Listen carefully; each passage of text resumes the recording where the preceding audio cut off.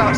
Umva uyu muvugane Dr. Rachel Scott mugomba kubwira kapiteni uno bwato bugategereza ndagira ukurikire filime. Uno muganga arabayobozi yatangiye guhamagara ababwira ngo ubu bwato bugume hano nta mpamvu yuko busubira muri Amerika. Nukubera iki? I need to speak to the National Security Advisor right away. Ndashaka kubana na National Security Advisor ngo tuganire ku umuyobozi mukuru w'umutekano w'igihugu. Mujyanama. Vugana.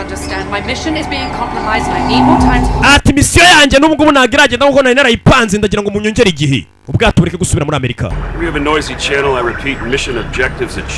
Uyu muvugana ni General Chandra. Sasa kuri mukobwa ari guhamagara hano n'undi ari guhamagara kapiteni. Uyu ni General Chandra nagira ngo mubwire ko misiyo yacu twayirangije nako ni Captain Chandra.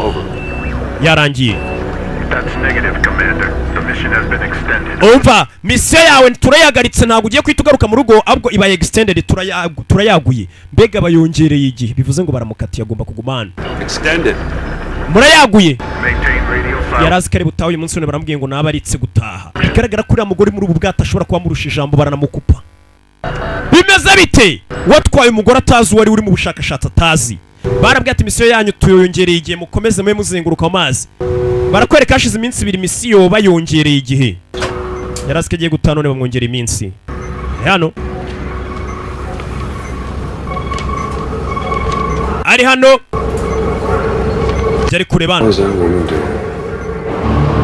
Kumbe dore babaganga baracyari mu bushakashatsi ariko bari babiri bakora iki mu bushakashatsi bwabo. Buri gitondo baraza bakajya ku butaka bw'ahantu bari.